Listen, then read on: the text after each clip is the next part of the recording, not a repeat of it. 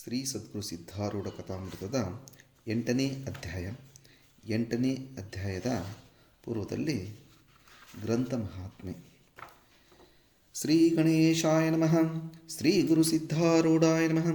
4 ವೇದ, 6 ಶಾಸ್ತ್ರ, 18 ಪುರಾಣ, 28 ದಿವ್ಯ ಆಗಮಗಳ ಸರ್ವಸಾರಭೂತವಾದ ಶ್ರೀ ಸಿದ್ಧ ಪುರುಷನ ಈ ಪವಿತ್ರವಾದ ಚರಿತ್ರೆಯನ್ನು ನಿತ್ಯವೂ ಶ್ರದ್ಧೆಯಿಂದ ಓದುವ, ಕೇಳುವ, ಪೂಜಿಸುವ ಸರ್ವಭಕ್ತರಿಗೆ ಧರ್ಮ, ಅರ್ಥ, ಕಾಮ, ಮೋಕ್ಷಗಳು ಸಿದ್ಧಿಸುವವು. ಸರ್ವ ಕಷ್ಟ ನಷ್ಟಗಳು, ಸರ್ವ ಪಾಪತಾಪಗಳು, ಚೋರ ವೈರಿ ವಿಷಭೂತಾದಿ ಭೀತಿಗಳು ಬಯಲಾಗಿ ಸರ್ವದಾ ಸಕಲ ಸನ್ಮಂಗಳಿಂದ ಕೂಡಿದ ಸುಖ ಸೌಭಾಗ್ಯಗಳು ಒದಗಿ ಬರುವವು. ಶ್ರೀ ಸಿದ್ಧ ಸದ್ಗುರುವಿನ ಕೃಪಾಪೂರ್ವಕ ಶ್ರವಣ ಮಾಡುವುದರಿಂದ ಶಾಂತಿ, ದಾಂತಿ, ವಿವೇಕ, ಜ್ಞಾನ, ಸದ್ಭಕ್ತಿಗಳು ಸಂಪ್ರಾಪ್ತವಾಗುವವು. ಈ ಗ್ರಂಥವನ್ನು ತನ್ನ ಇಷ್ಟದೇವತಾ ಮಂತ್ರದೊಡನೆ ಗಂಧ, ಅಕ್ಷತ, ಧೂಪ, ದೀಪ, ನೈವೇದ್ಯಗಳಿಂದ ಪೂಜಿಸಿ ಪ್ರತಿ ಅಧ್ಯಾಯದ ಪ್ರಾರಂಭದಲ್ಲಿ ಗ್ರಂಥ ಮಹಿಮೆಯನ್ನು ಪಠಿಸಿ ಸ್ಮರಿಸಿ ನಂತರ ಪಾರಾಯಣ ಮಾಡಿ ಮಂಗಳ ವಿಭೂತಿ ಪ್ರಸಾದಗಳನ್ನು ಭಕ್ತಿಯಿಂದ ಸ್ವೀಕರಿಸುವುದು ಶಿಷ್ಟರ ಸಂಪ್ರದಾಯವಾಗಿದೆ. ಇತಿ ಗ್ರಂಥ ಮಹಾತ್ಮೆ ಸಮಾಪ್ತಿ. ಓಂ ತತ್ಸ. ಹಲವು ಶಾಸ್ತ್ರಗಳೋದಿ ಪಾಂಡಿತ್ಯವನ್ನು ಗಳಿಸಿದೊಡಾಗದು, ಸಲೆ ಸ್ವರೂಪವನಾವಗಂ ಲಕ್ಷಿಸುತ್ತ ಬ್ರಹ್ಮವು ಒಲಿಯುವುದು. ಸುಲಭದಿಂ ಸರ್ವದೊಳು ಏಕಾತ್ಮತೆಯ ಯಾವನು ಕಾಣ್ಬನು, ಒಲಿಯುತಾ ಸಿದ್ಧಾರೂಢರ್ಯಗೆ ಬಹುವಿನಯದಿಂ ನಮಿಪೆನು, ಬಹುವಿನಯದಿಂ ನಮಿಪೆನು. ಶ್ರೀ ಸಿದ್ಧಾರೂಢ ಭಗವಂತನು ಭಕ್ತರಿಗೆ ಬಹು ಕೃಪಾವಂತನಾಗಿರುವನು ಮತ್ತು ಅಭಕ್ತರ ಅಜ್ಞಾನ ವೃತ್ತಿಯಲ್ಲಿ ಕ್ಷಣಾರ್ಧದಲ್ಲಿ ಬಿಡಿಸುವನು. ಅಂಥವರನ್ನು ಭಕ್ತಿ ಪಂಥಕ್ಕೆ ಹಚ್ಚಿ ಎಲ್ಲ ಭೇದ ವಾರ್ತೆಯನ್ನು ಪರಿಹರಿಸಿ ಅಭೇದದೊಳಗೆ ಮತಿ ನಿಲ್ಲುವಂತೆ ಮಾಡುವನು. ಇಂದಿನ ಅಧ್ಯಾಯದೊಳಗೆ ಹೇಳುತ್ತಿಲ್ಲ, ಬ್ರಾಹ್ಮಣನನ್ನು ಪಂಚಾಕ್ಷರ ಉಪದೇಶದಿಂದ ನಿರೋಗಿಯನ್ನಾಗಿ ಮಾಡಿದವನು. ಅಲ್ಲಿಂದ ಸಿದ್ಧರು ಕೇದಾರ ಘಟ್ಟಕ್ಕೆ ಹೋಗಿ ಕೇದಾರೇಶ್ವರ ಲಿಂಗವನ್ನು ಕಂಡು ಅನಂತರ ಜಂಗಮವಾಡಿಗೆ ಬಂದರು. ಆಮೇಲೆ ಮಣಿಕರ್ಣಿಕಾ ದೇವಾಲಯವನ್ನು ಕಂಡು ಅನ್ನಪೂರ್ಣ ದೇವಸ್ಥಾನದಲ್ಲಿ ದೇವಿಯ ದರ್ಶನ ತಕ್ಕೊಂಡು ಮುಂದೆ ಸುರಭಾಂಡಲಿಂಗ ಗೃಹಕ್ಕೆ ಹೋಗಿ ಅಲ್ಲಿ ದರ್ಶನ ತಕ್ಕೊಂಡರು. ಅನಂತರ ಬ್ರಹ್ಮಘಾಟದಿಂದ ನದಿಗೆ ಇಳಿದು ಗಂಗಾಜಲದಲ್ಲಿ ಆಚಮನ ಮಾಡಿ ದಶಾಶ್ವಮೇಧ ಘಟ್ಟಕ್ಕೆ ಬಂದು ದೇವಾಲಯದಲ್ಲಿ ಕೂತುಕೊಂಡರು. ಅಲ್ಲಿ ಮನಸ್ಸಿನಲ್ಲಿ ಅಂದುಕೊಳ್ಳುತ್ತಾರಲ್ಲ, ಪ್ರಜಾಪತಿಯು ಈ ಸ್ಥಾನದಲ್ಲಿ 10 ಅಶ್ವಮೇಧಗಳನ್ನು ಮಾಡಿದ್ದನು ಎಂದು ಈ ಘಟ್ಟಕ್ಕೆ ಹೀಗೆ ಹೆಸರು ಬಂದಿರುತ್ತದೆ. ಸರ್ವ ಪ್ರಜೋತ್ಪತ್ತಿಗೆ ನಾನೇ ಅಧಿಷ್ಠಾನವಿರುವುದರಿಂದ ಪ್ರಜಾಪತಿಗೆ ನಾನು ಭಿನ್ನನಲ್ಲ. ಅನ್ಯ ವೃತ್ತಿಗಳ ಶಮನಾರ್ಥವಾಗಿ ಈ ಪ್ರಕಾರ ಸರ್ವಾತ್ಮಕ ಚಿಂತನೆಯನ್ನು ಮಾಡುತ್ತಾ ಅಲ್ಲಿ ಸಿದ್ಧರು ಕುಳಿತಿದ್ದರು. ಆ ಸಮಯದಲ್ಲಿ ಅಲ್ಲಿ ಮಹಾದೇವ ಶಾಸ್ತ್ರಿಯು ತನ್ನ 56 ಜನ ಶಿಷ್ಯರಿಂದ ತಕ್ಕೊಂಡು ಅವರ ಶಿಕ್ಷಣಾರ್ಥ ಬಂದರು. ಆಗ ಮಹಾದೇವ ಶಾಸ್ತ್ರಿಯು ತನ್ನ ಶಿಷ್ಯರನ್ನು ಕುರಿತು ನ್ಯಾಯಶಾಸ್ತ್ರವನ್ನು ಉಪದೇಶಿಸುತ್ತೇನೆಂದರೆ, ದ್ರವ್ಯ ಗುಣ ಕರ್ಮ ಸಾಮಾನ್ಯ ವಿಶೇಷ ಸಮವಾಯುಭಾವ ಸಪ್ತ ಪದಾರ್ಥ ತತ್ರ ದ್ರವ್ಯಾಣಿ ಪ್ರತಿ ವ್ಯಾಪ್ತಜೋ ವಾಯುವಾಕಾಶಕಾಲದಿಗಾತ್ಮ ಮನಾಂಸಿ ನವೈವ ರೂಪಾದಿ ಚತುರ್ವಿಶಂಶ ಗುಣಃ ಉತ್ಕ್ಷೇಪಣಾದಿ ಪಂಚಕರ್ಮಾಣಿ ಸಾಮಾನ್ಯಂ ದ್ವಿವಿಧಂ ವಿಶೇಷಸ್ವನಂತಹ ಏವ ಸಮವಾಯಸ್ತ್ವೈನ ಏವ ಅಭಾವಶ್ಚತುರ್ವಿಧ ತತ್ರ ಗಂಧವತಿ ಪೃಥ್ವಿ ಸಾದ್ವಿವಿಧ ನಿತ್ಯಾ ನಿತ್ಯಾ ಚ ನಿತ್ಯಾ ಪರಮಾಣುರೂಪ ಅನಿತ್ಯಾ ಕಾರ್ಯರೂಪ ಪುನಸ್ತ್ರಿವಿಧ ಶರೀರೇಂದ್ರಿಯ ವಿಷಯಭೇದಾತ್ ಶರೀರಮಸ್ಯವಾದೀನಾಂ ಇಂದ್ರಿಯಂ ಗಂಧಗ್ರಾಹಕಂ ಘ್ರಾಣಂ ನಾಸಾಗ್ರವರ್ತಿ ವಿಷಯೋ ಮೃತ್ವಾಷಾಣದಿ.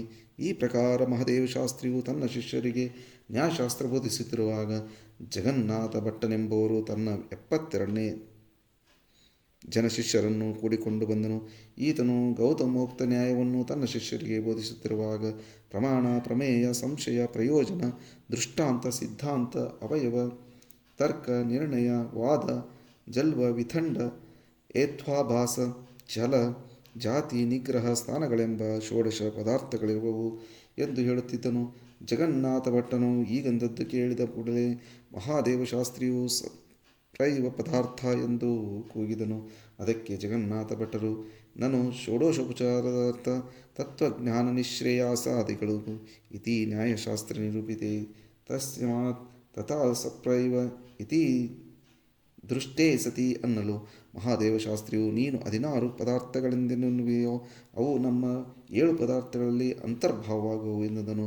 ಈ ಪ್ರಕಾರ ಅವರೊಳಗೆ ವಾದವಾಗುವಾಗೆ ಅವಧೂತರು ಅಂದುಕೊಂಡದ್ದೇನೆಂದರೆ, ಇವರು ಅನಿತ್ಯ ವಸ್ತುಗಳ ವಿಚಾರವನ್ನು ಮಾಡುತ್ತಲಿದ್ದಾರೆ. ಇದರಲ್ಲಿ ಇವರು ಆಯುಷ್ಯವನ್ನೆಲ್ಲ ವೆಚ್ಚ ಮಾಡಿದರೆ ಇವರಿಗೆ ನಿತ್ಯ ವಸ್ತು ಎಂದೂ ಸಿಗಲಾರದು. ಹೇಗೆ ಮಾಡಬೇಕು? ಈಗ ಈ ಜನರ ವೃತ್ತಿಯನ್ನು ನಿತ್ಯ ವಸ್ತು ವಿಚಾರಕ್ಕೆ ಹಚ್ಚಬೇಕು.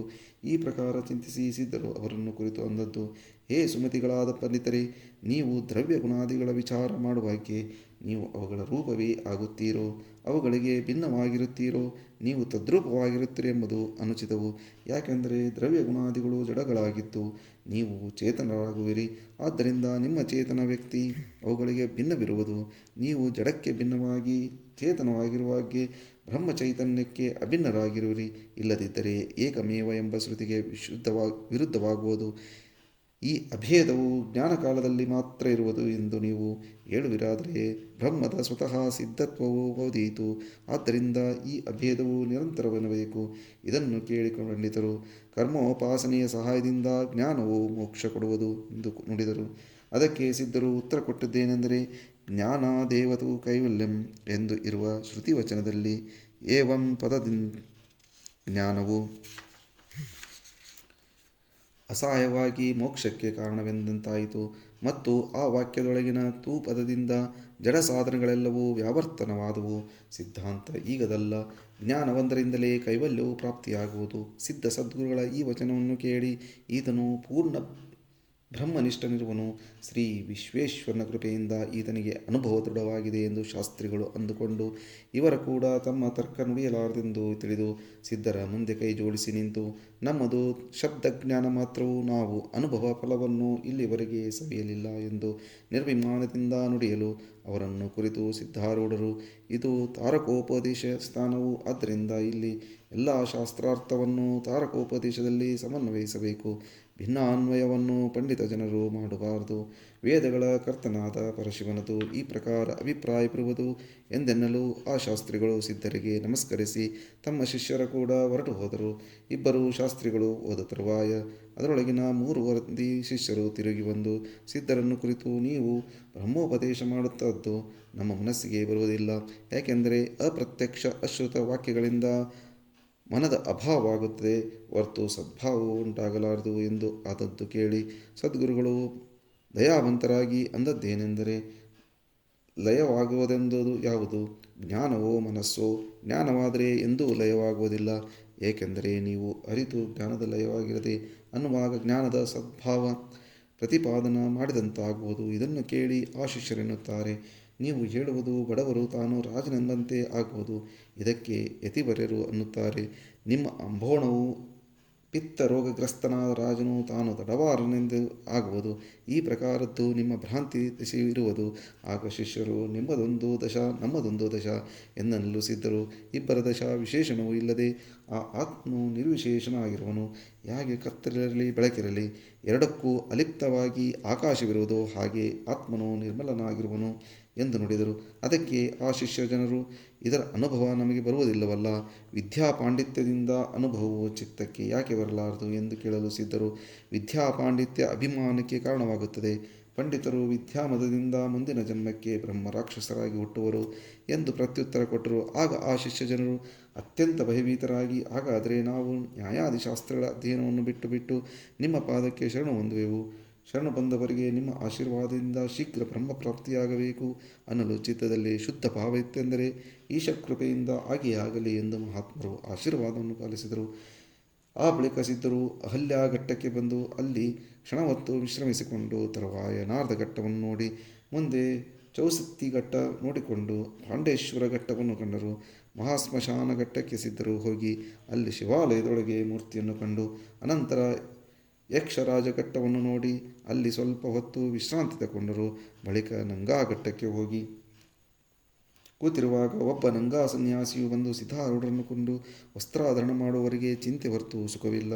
ನೀವು ಸಾಧುಗಳಿರುತ್ತಾ ಯಾತಕ್ಕೆ ವ್ಯರ್ಥವಾಗಿ ವಸ್ತ್ರಧಾರಣ ಮಾಡುತ್ತೀರಿ ಎಂದು ಕೇಳಲು ಸಿದ್ಧರು, ಪರಿಧಾನ ವರ್ಜಿತರಾದ ನಿಮಗೆ ಇಂದ್ರಿಯ ವಿಷಯ ಸಂಯೋಗದಿಂದ ದುಃಖವು ಪ್ರಾಪ್ತವಾಗುತ್ತದೋ ಇಲ್ಲವೋ ಎಂದು ಕೇಳಿದರು. ಇದನ್ನು ಕೇಳಿ ಆ ನಂಗಾ ಸನ್ಯಾಸಿಯು ಪ್ರಾರಬ್ಧ ಯೋಗದಿಂದ ವ್ಯವಹಾರ ಕಾಲದಲ್ಲಿ ಆದ ದುಃಖವನ್ನು ಸಹನತೆಯಿಂದ ಪರಿಹರಿಸಿಕೊಳ್ಳುತ್ತೇವೆ ಅಂದದ್ದಕ್ಕೆ ಅವಧೂತರು, ಹಾಗಾದರೆ ಸಹನತೆಯು ಸಾಧನವಾಯಿತು, ಇದರ ಹೊರತು ವಸ್ತ್ರಗಳ ವರ್ಜಾವರ್ಜನವು ಸುಖದ ಸಾಧನವಾಗಲಾರದು ಎಂದು ನುಡಿಯಲು ಆ ನಂಗಾ ಸನ್ಯಾಸಿಯು, ಮೋದಿವಾನ ದಿಲ್ಶಿಯಾನ ಈಗಂದು ಹೊರಟು ಹೋದನು. ಅವಧೂತರಾದರೂ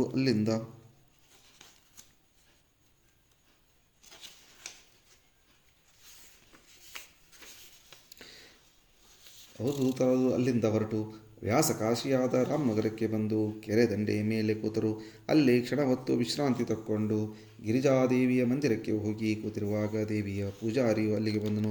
ಆತನು ಸಿದ್ಧಾರೂಢನನ್ನು ನೋಡಿ, ಈ ಅತಿಥಿಗೆ ಅನೇಕ ದಿವಸಗಳಿಂದ ಊಟವಾಗಿಲ್ಲವೆಂಬಂತೆ ತೋರುತ್ತದೆ, ಇವನ ಹೊಟ್ಟೆಯು ಬೆನ್ನಿಗೆ ಹೋಗಿ ಹತ್ತಿದೆ ಎಂದದ್ದನ್ನು ಕೇಳಿ ಸಿದ್ಧಮುನಿಗಳು ಚಿಂತಿಸುತ್ತಾರೆ. ಪೂರ್ವದಲ್ಲಿ ವ್ಯಾಸಮುನಿಯು 3 ದಿನ ಕಾಶಿಯೊಳಗೆ ಉಪವಾಸ ಇದ್ದನು ಎಂದು ಕಾಶಿಯನ್ನು ತುಚ್ಛ ಮಾಡಿದಾಗ ವಿಶ್ವೇಶ್ವರನು ಆತನಿಗೆ ಕಾಶೀಬಾಹೇರನಾಗೆಂದು ಶಪಿಸಿದ್ದನು. ಹಾಗೆಯೇ ನನಗೀಗ ಆಯಿತು. ನನಗಾದರೂ ಈ 3 ದಿನ ಕಾಶಿಯೊಳಗೆ ಉಪವಾಸವಾಯಿತು. ಈಗ ಕಾಶಿಯವರೆಗೆ ಬಂದಾಗ ಪ್ರಾರಬ್ಧ ಪರಿಚಾರಕರು ಏನು ತಂದು ಪೂರೈಸುವನು ನೋಡೋಣ. ಅಷ್ಟರಲ್ಲೇ ಆ ಪೂಜಾರಿಯು ಬಂದು, ಏ ಅತಿಥಿಯೇ, ನೀವು ಯಾವನಿರುವಿ ಎಂದು ಕೇಳಲು ಸಿದ್ಧರು. ನಿನ್ನನ್ನು ನೀನು ತಿಳಿದರೆ ಏನಾಗಿರುವೆಯೋ ಅದೇ ನಾನು ಆಗಿದ್ದೇನೆ ಎಂದು ನುಡಿದರು. ಆಗ ಪೂಜಾರಿಯು, ಹಾಗಾದರೆ ನೀನು ಊಟ ಮಾಡುವೆಯೋ ಎಂದು ಕೇಳಲು ಸಿದ್ಧರು. ನೀನು ಉಣ್ಣುತ್ತೀಯಾದರೆ ನನಗೂ ಗ್ರಾಹ್ಯವಿದೆ ಎಂದು ಅನ್ನಲು ಪೂಜಾರಿಯು ತನ್ನ ಮನೆಗೆ ಬರಲಿಕ್ಕೆ ಪ್ರಾರ್ಥಿಸಿದನು. ಆಗ ಸಿದ್ಧರು ಮನೆಗೆ ಕರಕೊಂಡು ಹೋಗಿ ಅತಿಥಿಗೆ ಊಟ ಹಾಕುವುದಕ್ಕಿಂತ ಅವನಿದ್ದಲ್ಲಿ ತಂದು ಕೊಟ್ಟರೆ ಮಹತ್ ಗುಣವು ಎಂದು ಹೇಳಲು ಪೂಜಾರಿಯು ಮನೆಗೆ ಹೋಗಿ ಸಡ್ರಶ ಅನ್ನ ತಕ್ಕೊಂಡು ಬಂದನು. ಬಳಿಕ ಇಬ್ಬರು ಕೂತುಕೊಂಡು ಯಥೇಚ್ಛ ಭೋಜನ ಮಾಡಿದರು. ಇದಲ್ಲದೆ ಇತರ ಅತಿಥಿಗಳಿಗೆ ಸಹ ಕೊಟ್ಟರು. ಅಲ್ಲಿಂದ ಸಿದ್ಧತಿಗಳು ಪಂಚಕೋಶ ಯಾತ್ರಾ ಮಾಡಲಿಕ್ಕೆ ಹೊರಟರು. ಪ್ರಥಮ ದಿವಸ ಜನಕರಾಜನು ಸ್ಥಾಪಿಸಿದ ಕರ್ದಮೇಶ ಸ್ಥಾನವನ್ನು ನೋಡಿ 2ನೇ ಸ್ಥಾನವಾದ ಭೀಮಚಂಡಿ ದೇವಿಯ ದರ್ಶನಕ್ಕೆ ತಕ್ಕೊಂಡರು. ಅಲ್ಲಿ ಗಂಧರ್ವಸೇನ ಲಿಂಗ, ಪಶ್ಚಿಮಾಶಾದಿ ಲಿಂಗಗಳನ್ನು ಕಂಡರು. 3ನೇ ದಿನ ಅಯೋಧ್ಯಾಪತಿಯಾದ ರಾಮಷಡಾ ಯತನನ್ನು ನೋಡಿ 4ನೇ ಕ್ಷೇತ್ರದಲ್ಲಿ ಪಾಂಡವರ ಮೂರ್ತಿಗಳನ್ನು ಕಾಣುತ್ತಾ ಮುಂದಕ್ಕೆ ನಡೆದರು. ಆ ಬಳಿಕ ಪಂಚಮ ಕ್ಷೇತ್ರಕ್ಕೆ ಬಂದು ಕಪಿಲಾಧಾರ ತೀರ್ಥದಲ್ಲಿ ಸ್ನಾನ ಮಾಡಿ ಸಿದ್ಧಕರಿ ಇತ್ಯಾದಿ ಲಿಂಗಗಳನ್ನು ನೋಡಿ ಸ್ವರ್ಗ ಫಲದಾಯನೆಯನ್ನು ಕಂಡರು. ಸಿದ್ಧರಾವಲಿಂಗ ದರ್ಶನ ಮಾಡಿಕೊಂಡು ಮುಂದೆ ನಿರ್ವಾಶ್ಯ, ಸರ್ವಸುಂದರಿ, ಬುದ್ಧಿ ಸ್ವಧ, ಸ್ವಾಹ, ಮಹಾನಿದ್ರಾ ಇತ್ಯಾದಿ ಶಕ್ತಿಗಣಗಳನ್ನು ಸಿದ್ಧರು ಕಾಣುತ್ತಾ ನಡೆದರು.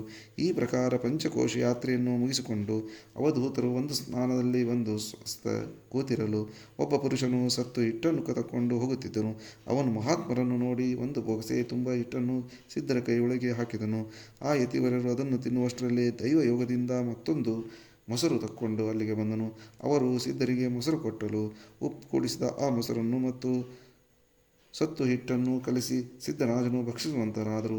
ಆಮೇಲೆ ಸಿದ್ಧರು ಪ್ರಯಾಗ ಕ್ಷೇತ್ರಕ್ಕೆ ಹೋಗಿ ಅವರು ಅಂದುಕೊಳ್ಳುತ್ತಾರೆ, ಯಾವ ಆತನಿಗೆ ಕ್ಷೇತ್ರ ಸಂಚಾರ ಮಾಡುವ ಶಕ್ತಿ ಸರ್ವತಾ ಇರುವುದಿಲ್ಲವೋ ಆತನು ಸರ್ವ ಕ್ಷೇತ್ರಗಳ ನಾಮಗಳನ್ನು ಪ್ರೇಮದಿಂದ ಉಚ್ಚರಿಸಬೇಕು. ಅವೆಲ್ಲ ಪರಮಾತ್ಮ ವಾಚಕವಿರುವುದರಿಂದ ಆ ನಾಮಗಳು ಉಚ್ಚರಿಸುವವನು ಪರಮಾತ್ಮರು ಆಗುವರು. ಆಮೇಲೆ ಸಿದ್ಧರು ಪ್ರಯಾಗ ಕ್ಷೇತ್ರಕ್ಕೆ ಹೋದಾಗ ಅಲ್ಲಿ ಜನರು ಸ್ನಾನ ಮಾಡುತ್ತಿರುವರು. ಕೆಲವರು ರಾಮೇಶ್ವರದಿಂದ ಲಿಂಗಗಳನ್ನು ತಂದು ನದಿಯೊಳಗೆ ಮುಳುಗಿಸಿದರು ಮತ್ತು ಕೆಲವರು ಕವಡಿ ತುಂಬಿಕೊಂಡು ಹೋಗುತ್ತಿರುವರು. ಇವೆಲ್ಲವನ್ನು ಸಿದ್ಧರು ನೋಡಿ, ಈ ಎಲ್ಲ ಕರ್ಮಗಳಿಂದ ಈಶ್ವರನು ಪ್ರೀತನಾಗುವನು. ಆತನ ಪ್ರಸಾದದಿಂದ ಪಕ್ವಾಕಾಶಿಯರಾಗಿ ಜ್ಞಾನಕ್ಕೆ ಅಧಿಕಾರಿಗಳಾಗುವರು. ಆ ಬಳಿಕ ಸಿದ್ಧರು ಕಿಲ್ಲೆಯೊಳಗೆ ಹೋಗಿ ಸಂಗಮನಾಥನ ದರ್ಶನ ತಕೊಂಡು ಅಕ್ಷಯ ವಟದ ಮೂಲವನ್ನು ಕಂಡು ಮೊಗಲಸರಾಯಿಗೆ ಹೋದರು. ಗ್ರಾಮವನ್ನು ಪ್ರವೇಶಿಸುತ್ತಿರುವಾಗ ಮೇಘಗಳು ಆಕಾಶದಲ್ಲಿ ಒಟ್ಟುಗೂಡಿ ಕೂಡಲೇ ಧಾರಾಕಾರ ಮಳೆ ಸುರಿಯುತ್ತಿತ್ತು. ಆಗ ಮಹಾತ್ಮರು ಒಬ್ಬ ಸಾಹುಕಾರನ ಮನೆಗೆ ಹೋಗಿ ಕ್ಷಣ ಹೊತ್ತು ಕೂತಿರುವಾಗೆ ಪಾರೆಕಾರಿಯು ಬಂದು, ನೀನು ಇಲ್ಲಿ ಯಾಕೆ ಕೂತಿದ್ದಿ ಎಂದು ಕೇಳಿದರು. ಅದಕ್ಕೆ ಮಹಾತ್ಮರು, ಇದು ಮುಸಾಫಿರ ಮನೆ ಎಂದು ತಿಳಿದಿದ್ದೇನೆ ಎಂದು ಉತ್ತರ ಕೊಟ್ಟರು. ಕೇಳಿ ಆ ಸಿಪಾಯಿಯು, ಎಲ್ಲೋ ನೀನು ಮೂಢನಿದ್ದಿ, ಇದರೊಳಗೆ ಸಾಹುಕಾರನು ವಾಸ ಮಾಡುತ್ತಾನೆ ಎಂದು ನುಡಿದರು. ಇವರಿಬ್ಬರ ಭಾಷಣವನ್ನು ಕೇಳಿ ಸಾಹುಕಾರನು ಮನೆಯೊಳಗಿಂದ ಹೊರಗೆ ಬಂದು ಸಿದ್ಧರನ್ನು ಕುರಿತು, ಸ್ವಾಮಿ, ಇದು ಮುಸಾಫಿರ ಮನೆ ಖಾನೆ ಎಂದು ಯಾಕನ್ನುವಿರಿ ಎಂದು ಕೇಳಲು ಅವಧೂತರು, ನೀನು ಹುಟ್ಟುವ ಮೊದಲು ಈ ಮನೆಯೊಳಗೆ ಯಾರಿದ್ದರು ಎಂದು ಕೇಳಲು, ನಮ್ಮ ತಂದೆ ಎಂದು ಉತ್ತರ ಕೊಡಲು, ಅವನಿಗೂ ಮುಂಚೆ ಯಾರಿದ್ದರು ಎಂದು ಸಿದ್ಧರು ಕೇಳಿದರು. ನನ್ನ ಅಜ್ಜ ಎಂದು ಸಾಹುಕಾರನು ಉತ್ತರ ಕೊಡಲು, ಸಿದ್ಧಾವಧೂತರು ಈ ಮಂದಿರದಲ್ಲಿ ಒಬ್ಬರ ಹಿಂದೆ ಒಬ್ಬರಾಗಿ ಅನೇಕ ಮಂದಿ ವಾಸ ಮಾಡಿದರು. ಪ್ರತಿ ಒಬ್ಬರ ಜೀವಕಾಲವೆಂಬುದು ಒಂದೊಂದು ದಿನವೆಂದು ಭಾವಿಸಿದರೆ, ಪ್ರತಿಯೊಬ್ಬರೂ ಈ ಗ್ರಹದಲ್ಲಿ ಒಂದೊಂದು ದಿನವೆಂದು ಭಾವಿಸಿದರೆ, ಪ್ರತಿಯೊಬ್ಬರೂ ಈ ಗ್ರಹದಲ್ಲಿ ಒಂದೊಂದು ದಿನ ಇದ್ದು ಹೋದರು. ಅಂದ ಮೇಲೆ ಇದು ಮುಸಾಫಿರ ಕಾಣಿಲ್ಲದೆ ಮತ್ತೇನು ಎಂದು ನುಡಿದಿದ್ದನ್ನು ಕೇಳಿ ಸಾಹುಕಾರನು ಮನಸ್ಸಿನಲ್ಲಿ ಚಕಿತನಾಗಿ ತನ್ನಲ್ಲಿ ಅಂದುಕೊಳ್ಳುತ್ತಾನೆ, ಈತನು ಸತ್ಯವಾಗಿ ಮಹಾತ್ಮನಿದ್ದಾನೆ, ಈತನಿಂದ ನಾನು ಕೃತ್ಯನಾಗುವೆನು ಎಂದು ಯೋಚಿಸಿ ಸಾಹುಕಾರನು ಬಹು ಅನುತಾಪಯುಕ್ತನಾಗಿ ಸಿದ್ಧರ ಚರಣಕ್ಕೆ ಬಿದ್ದನು. ಆಮೇಲೆ ಅತ್ಯಂತ ನಮ್ರಭಾವದಿಂದ ಮಹಾತ್ಮರನ್ನು ಹಸ್ತಗ್ರಹಣ ಮಾಡಿ ತನ್ನ ಮಂದಿರದೊಳಗೆ ಕರಕೊಂಡು ಹೋಗಿ ಅಲ್ಲಿ ಒಂದು ಉತ್ತಮವಾದ ಪೀಠದ ಮೇಲೆ ಕುದುರಿಸಿದನು. ಷೋಡಶೋಪಚಾರದಿಂದ ಮಹಾತ್ಮರನ್ನು ಪೂಜಿಸಿ ಸರ್ವ ಕುಟುಂಬ ಸಮೇತರಾಗಿ ಅವರಿಗೆ ನಮಸ್ಕರಿಸಿದನು. ಆ ಸಾಹುಕಾರನ ತಾಯಿಗೆ 3 ತಿಂಗಳುಗಳಿಂದ ಕುಕ್ಷಿಶೂಲೆ ವ್ಯಥೆ ಇರುತ್ತಿದ್ದು, ಸಾಹುಕಾರನು ಆಕೆಯ ವ್ಯಥೆಯನ್ನು ಪರಿಹರಿಸಬೇಕೆಂದು ಸದ್ಗುರುಗಳಿಗೆ ಪ್ರಾರ್ಥಿಸಲು ಸದ್ಗುರುಗಳು ಅತೀ ಬೇನೆಯಿಂದ ನರಳುತ್ತಿರುವ ಆಕೆಯನ್ನು ನೋಡಿ, ಇದು ಪೂರ್ವಜನ್ಮದ ಕಠಿಣವಾದ ಕರ್ಮದ ಫಲವಿರುವುದು. ಶಿವಧ್ಯಾನ ಮಾನಸ ಪೂಜನೆಗಳಿಂದ ಆ ಕರ್ಮ ನಷ್ಟವಾಗುವುದು ಅಥವಾ ಮಹಾತ್ಮರ ಪಾದತೀರ್ಥ ಸೇವಿದ್ದಾದರೆ ಆ ಕರ್ಮಕ್ಕೆ ಪ್ರಾಯಶ್ಚಿತ್ತವಾಗುವುದು ಮತ್ತು ಅದರಿಂದ ಈ ವ್ಯಾಧಿಯು ನಿಶ್ಚಯವಾಗಿ ಪರಿಹಾರವಾಗುತ್ತದೆ ಎಂದು ಹೇಳಿದರು. ಇದನ್ನು ಕೇಳಿ ಸಾಹುಕಾರನು ಸಂತೋಷಪಟ್ಟು, ಸ್ವಾಮಿ, ಅಂಥ ಮಹಾತ್ಮರಾದ ತಾವೇ ಪ್ರಾಪ್ತರಾಗಿದ್ದೀರಿ. ನಿಮ್ಮ ಪಾದತೀರ್ಥವನ್ನೇ ತಾಯಿಯ ಮುಖದಲ್ಲಿ ಹಾಕಿದ್ದಾದರೆ ಆಕೆಗೆ ಕ್ಷೇಮವಾದೀತು. ಈಗೊಂದು ಅವಧೂತರ ಪಾದತೀರ್ಥವನ್ನು ಆ ವೃದ್ಧೆಯ ಮುಖದಲ್ಲಿ ಹಾಕಿದರು.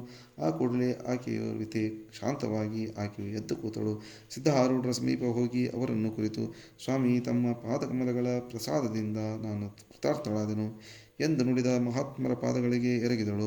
ಆಮೇಲೆ ಸಿದ್ಧಾರೂಢರಿಗೆ ಒಂದು ಆಸನ ಕೊಟ್ಟು ಸಾಹುಕಾರನು ಮೃಷ್ಟಾನ್ನ ಭೋಜನವನ್ನು ನೀಡಿದನು. ಸಿದ್ಧರು ಮಿತಾನ್ನ ಸೇವನ ಮಾಡಿ ಕೈ ತೊಳಕೊಂಡು ಎದ್ದರು. ಸಾಹುಕಾರನು ರಾತ್ರಿ ಕಾಲದಲ್ಲಿ ಒಂದು ಮೃದುಶಯ್ಯ ರಚಿಸಿ ಅವಧೂತರನ್ನು ಅವರ ಮೇಲೆ ಮಲಗಿಸಿದನು. ಮಲಗಿದ್ದಾಗ ಸಿದ್ಧರು ಚಿಂತಿಸುತ್ತಾರೆ, ಯಾವುದೊಂದು ಉಪಾಧಿಯೂ ನನಗೆ ಬೇಡ. ಊಟಕ್ಕೆ ಬರೇ ಅನ್ನ, ಮಲಗಲಿಕ್ಕೆ ಕಲ್ಲು ಮುಳ್ಳಿನ ಭೂಮಿಯ ಹಾಸಿಗೆ ಮತ್ತು ನನ್ನ ಪಾದದಿಂದ ಸಂಚರಣ ಇದೇ ನನಗೆ ಪ್ರಿಯವಾಗುತ್ತದೆ. ಸುಖ ದುಃಖಗಳಲ್ಲಿ ಸಮಭಾವವು ಅದರಿಂದಲೇ ಹುಟ್ಟುತ್ತದೆ. ಆ ಭಾವದಿಂದ ದುಃಖವೆಲ್ಲ ಬಿಟ್ಟು ಹೋಗಿ ಸುಖ ಆವಿರ್ಭಾವವಾಗುತ್ತದೆ. ಉಷಕಾಲದಲ್ಲಿ ಸಿದ್ಧರು ಎದ್ದು ಯಾರೊಬ್ಬರಿಗೂ ಹೇಳದೆ ಹೋಗಿ ಗಯಾಕ್ಷೇತ್ರದ ದಾರಿಯ ಒಂದು ಶಿವಾಲಯದಲ್ಲಿ ಹೋಗಿ ಕುಳಿತುಕೊಂಡರು. ಶ್ರೀ ಸಿದ್ಧನಾಥರ ವಿಚಿತ್ರ ಕಥೆಗಳನ್ನೇ ಕೇಳುವುದರಿಂದ ಕರ್ಣಗಳು ಪವಿತ್ರವಾಗುತ್ತದೆ. ಇದರ ಪುಣ್ಯ ಪ್ರಭಾವ ಎಷ್ಟೆಂದರೆ ಇದರ ಶ್ರವಣ ಮಾತ್ರದಿಂದ ಅಣು ಮಾತ್ರವಾದರೂ ಪಾಪ ಉಳಿಯಲಾರದು. ಇಂತೆಂಬೆಲೆಗೆ ಶ್ರೀ ಸಿದ್ಧಾರೂಢ ಕಥಾಮೃತಗಳು ಶ್ರವಣ ಮಾತ್ರದಿಂದ ಸರ್ವ ಪಾಪಗಳೆಲ್ಲ ಭಸ್ಮವಾಗುವಂಥ ಈ 8ನೇ ಅಧ್ಯಾಯವನ್ನು ಶಿವದಾಸನು ಶ್ರೀ ಸಿದ್ಧಾರೂಢ ಚರಣಾರವಿಂದಗಳಲ್ಲಿ ಅರ್ಪಿಸಿರುವನು. ಓಂ ತತ್ಸತ್.